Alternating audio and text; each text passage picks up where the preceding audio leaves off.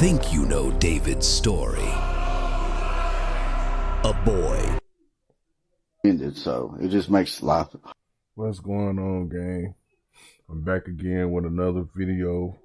If you have not subscribed to what's happening, go subscribe to what's happening.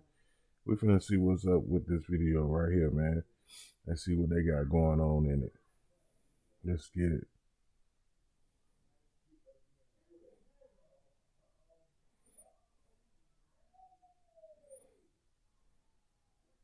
Hear some guy named Earl yelling, "Don't look at it!" Anyway, that's normal. It's the thing about living here. You love the peace, you love the scenery, you love the community. You learn very quickly if you drop something in the woods at night, it becomes the woods' property. Let it go. It lives there now. So yeah, life in Appalachia is beautiful. Just don't whistle, especially outside at night. Don't answer anything calling your name, even if it's your own voice. And if you hear footsteps behind you, it's probably just the wind. Probably. So this is the scariest thing that's happened to me in my entire life. I'm 21 years old and I've lived in the South all of my 21 years, specifically in the Appalachian Mountains Belt area of North Georgia. You know, if you're in the woods so far away from other people, eventually your mind's going to start playing tricks on you. If you're in the woods for days on end, or if you live in the woods, your mind plays tricks. But anyway, this is my story. This happened when I was in high school. It had to be high school. Probably junior year, close to senior year. I worked at this grocery store called Food Line, which was in the main part of town, and I live in a part of town that takes about 30 minutes to get up off of near a place called Aska, and if you live in Blue Ridge, you know exactly where I'm talking about. I live far, far, far away from town, right? It takes probably a good 30 minutes to get to my house from the main town we live in. So I was coming home one night and I closed, and it was before I started getting into the gym because I used to stay out till 3 in the morning on school nights, come back, sleep, school, all that, and be fine. It was before that, so I just would finish work and come home. So it was probably 12 o'clock at night, close down the store, maybe 11, and then I start driving home. So I'm driving home, it's a pretty normal night, and nighttime driving in Appalachia has to be one of the most peaceful experiences and one of the most nerve-wracking experiences you can ever have in your life. Because, in the mountains, it's really pretty because you don't really see any, light pollution, except for maybe a few houses. There's a few cars. You can sometimes see animals out and about, but at the same time, it's kind of unnerving because it's so calm and quiet. And at the same time, too, you always have the constant fear that, a deer's going to run out in front of your car, or you're going to, crash and be out of phone service. There's stuff like that, right? So I was driving home, and to get to where I live, you have to go down this little hill that then curves up to go up a bigger hill that then goes down this windy road, stuff like that before you get to, the road I live on. And I was coming down that hill, and there's deer all around me. So, I see the whites of their eyes. I'm like, okay, it's just deer. I need to kind of slow it down a bit and kind of keep calm with it.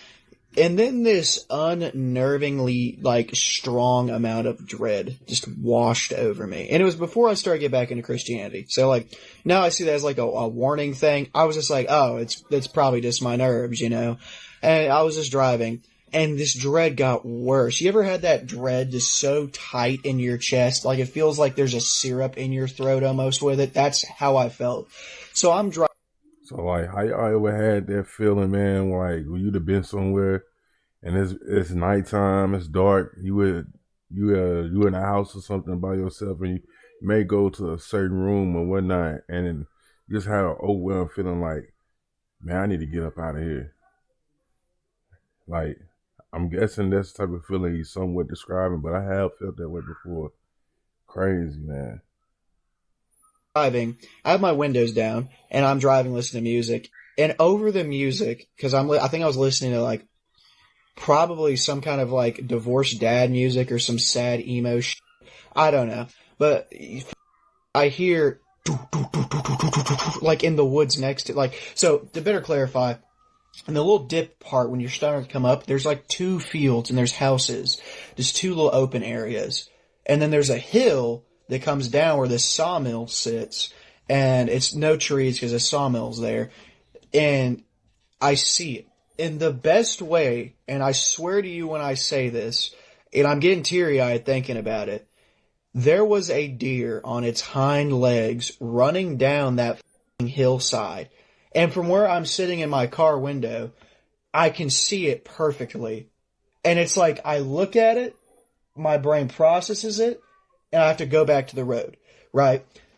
But in that moment of processing, it felt like I had stared at this thing for hours, but at the same time, I couldn't make out specific details. But these are the details I could, like, remember of it. It was on its hind legs running straight towards my car like this, and its neck was broken.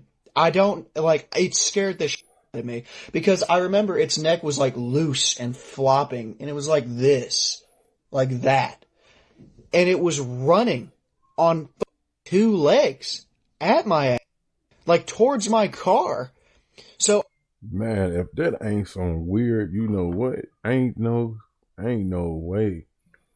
Cause like if I had seen some like that, and then you running on his hind leg and his neck is broken, how the heck how is that even possible? But okay. I put it in I'm going faster, and I look back, and it's nowhere to be seen. Like, at the speed it was running, if I did not pick up speed, it would either have collided with my car, or had hit me and got into my car, which thank God it didn't. But either way, it would have had to have hit the road, because it was a steep down climb, and then the road's right here, right? And there's no way the thing could have, like, fallen into it, because it's, like, literally road, like, hill, road. There's no ditch. So it would have had to have ran and landed on the ground, or at least I could have seen it because of my taillights. When I looked back, I saw nothing, not a thing. And that scared me so bad, I called home, and my dad stood outside with a gun so I could get inside, and it scared the out of me. That was probably one of the most terrifying experiences of my natural born life. And that was I've seen this thing twice. Okay, so like, at first I thought, okay, it's a deer with like that brain-eating disease they get, you know, maybe it's that, maybe it's just a deteriorated deer. So I didn't give it much mind. I was like, okay, it's just a dead deer. It's fine, whatever. And then I saw it again, probably 3 months later to the date. I'm driving home, past the hill where I saw it originally. Before you turn on my road, there's a church, and then there's like a little bit of road, then you turn off to the road I live on. So I'm driving, and there's like a little wind, and then there's 2 little fields where they collect hay. And I saw it stood in the center of the road. I'm not lying. It was stood in the road, but it was like on 4s. It wasn't on 2. And its neck was broken again. Like, its neck hung like this, and it started to kind of arch up on 2 legs. I just laid my horn on the thing, and it ran off. And I to this day, you know, I don't know if it was a paranormal thing. Man, don't tell me, man, they got zummy deers around. And that is crazy, man. The way he describing it is almost like a zummy and a deer in a deer form. What the heck? Or if it was just like 2 different deer that were dying and in different states of decay. But like, what kind of bogs that theory out is, in the area I live, they have an active total count of how many deers actively have that disease. And it's always like so slim, it would be really hard to see one. And the game wardens up here do a really good job at keeping those deer that are sick away from other deer and killing them, and, you know, medicating them where they can, and just like keeping the disease away. So that always has scared the shit out of me, because I'm always like, there's kind of like no way it could be that, but at the same time, I want it to be that so I don't have to think it's something else. That is the scariest thing that has happened to me in my adult life. I would share a really crazy story that happened to me when I went camping alone in the Appalachian Mountains. It was about a year ago. It's July. I've had a notoriously bad birthday, so I wanted to really do something for myself. I told everyone else going with people, even people at the campground. I said that I was with people just so they would leave me alone. I did my thing. I checked in with everyone when I got to the campground. I came with a knife and a sword. So I set up camp. I go up to an overlook to call everyone, and I return to camp. Nothing really happens. It was a little odd when I got there. There were no crickets, no nothing, no sounds. I didn't really think it was that odd, because the campground for Peaks of Otter is on sort of a mountainside, and it was very rocky. So I was like, okay, there's probably not that many critters over here, which is fine. Arguably not fine. No food. Absolutely no food with me in the tent. No, not even traces of food. I go to bed, and everything's fine until about 2 o'clock in the morning. I wake up and I hear pacing around the tent, and I was like, okay, this is weird. It was probably just a bear. So when things start swatting at me, I swat back. it's just circling and circling. It's a bear, probably. So eventually it stops and I go back to bed, wake up maybe 2 or 3 more times to whatever it was, circling and swatting. And eventually I just kind of let it do its thing and I would just listen. That was horrifying alone. I kept going. I tried to go through the night. And at about 4 or 5 o'clock in the morning, I wake up to this really weird dream where something was like reaching through the tent. I just felt like it was like hands, like human hands reaching through the tent. And I just kept saying, no, you're not welcome here. Absolutely not. Then I wake up, but it was that wake up where you're in between sleep still and you're not really mentally present, but you're present enough to know that you're awake. I don't know if it was sheer exhaustion from just waking up constantly on the hour. I felt something reach through the tent and press on my chest like this way and then lift. I just remember thinking like, I really hope that's a bear. It left. It ended up circling again. It swatted again and it inevitably left. It was easily one of the craziest things that's happened to me. But I ended up just completely leaving. You know, somebody that's actually been raised up in Appalachia, I to share a good story from my experience.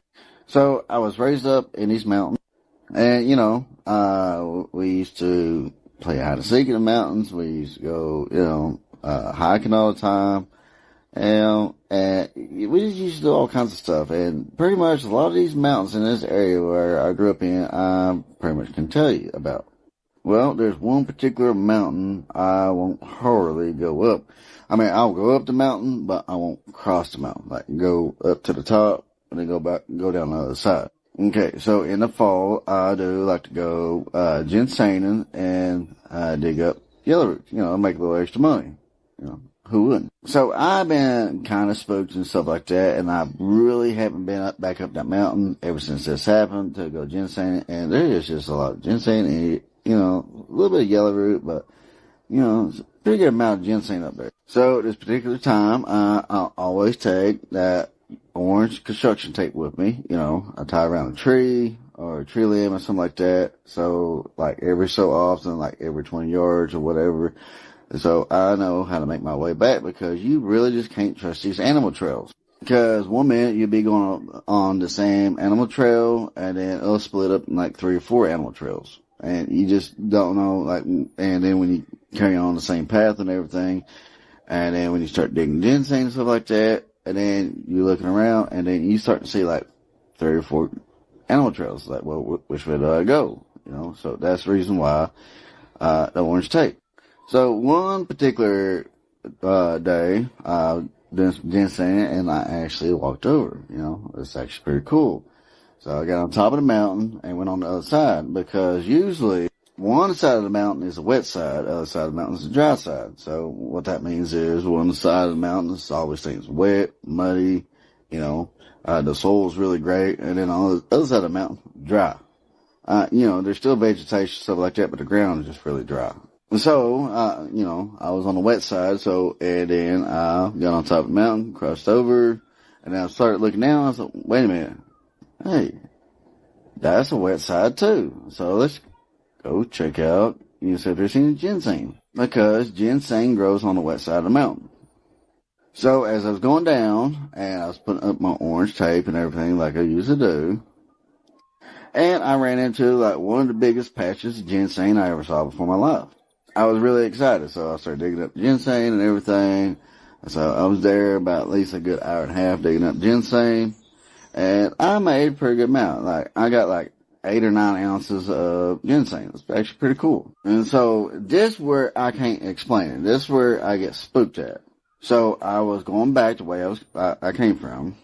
Following the orange tape and everything. So, I made it on top of the mountain. Well, you figure, since I was on top of the mountain, go back over, I'll be back on the same side where I originally started from. No. Like, everything changed. Like, the last bit of the orange tape I saw, it was on top of the mountain where I had it. There was no orange tape. There was nothing. It was a totally different mountainside.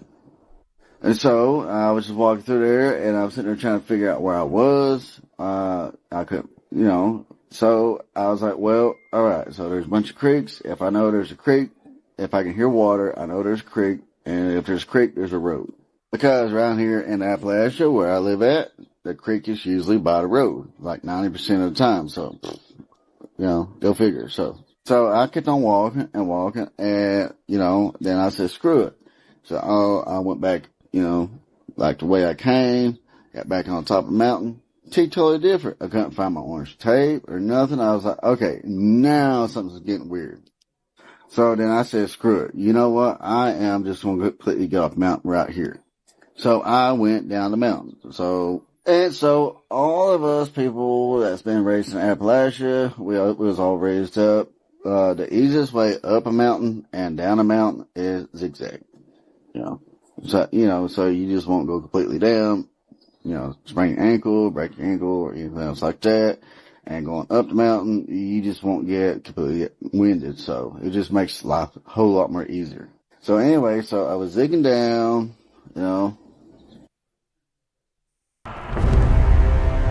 You think you know David's story. A boy. Sorry for all the pauses. There's only 20 people that lives up the holler here, and it seems like every one of them just coming out of the holler right now. I don't know. Well, anyways, back to the story. So I was doing the zigzags all the way down, and then I so happened to find a gas road. Alright, so this gas road, was not familiar, but because there is like a lot of gas wells up in these mountains. But I did manage to find a gas road. So I was like, sweet. But here's the problem with the gas road. When I got on it, it was level. I didn't know which way it was going down the mountain. I didn't know which way it was going up the mountain. But I did hear a creek. I was like, okay, so I can go either direction. So one direction would take me to a gas well, the other way it would take me to a road. But if I can't find anything on either direction, I know I can go completely down, and then I run into a creek. So I went the wrong way the first time. But luckily, I did find the gas well like pretty quick. So I was like, well, obviously it ain't this way, so I went the other way and backtracked. And that's what I did. So I followed the road all the way down. And the gas road all the way down until I got to the actual main road. Now, where I was at, it was kind of familiar. It wasn't really familiar because, it was just one of those places where, like, if you're driving, you can recognize it, but if you're walking, you're like, this looks kind of weird. So as I was walking, and I finally found a house, and so happened somebody was, outside doing their chores, whatever, right? So I asked the old man, I was like, hey, where am I at? And so he told me where I was at, and I was like, no way. And he was like, yeah, this is where we're at. So now tell me, how did I go up a mountain, go over the mountain, and mark my every step, and came back the same way I'm marking everything, and I ended up 15 miles somewhere else? It's just like I teleported. It was like really weird. It was mind-blowing. It really was. Man, this is weird. Then, you know what? Ain't no way, man. The best bit for everybody in this day and time, stay there, you know what? Out of the woods, man. Out of the mountains. So it spooked me. It really did. Because, that's just not normal, especially like when you're marking your steps. And then all of a sudden, the other side of the mountain just completely changes. It just, that's just not normal. So yeah, I got spooked. And granted, I will go up the mountain, and I had been up there, but I won't cross that mountain. I won't go to the top of the mountain and cross over no more, because I feel like that's just a certain spot when you cross over. I know that's real. I wouldn't either. After having some type of experience like that, no, you couldn't pay me to. On the other side, I don't know. It's just, I just got teleported or something. I just can't really explain how I got from one spot to 15 miles and on a completely different mountain. But if you made it this far into the story, congratulations.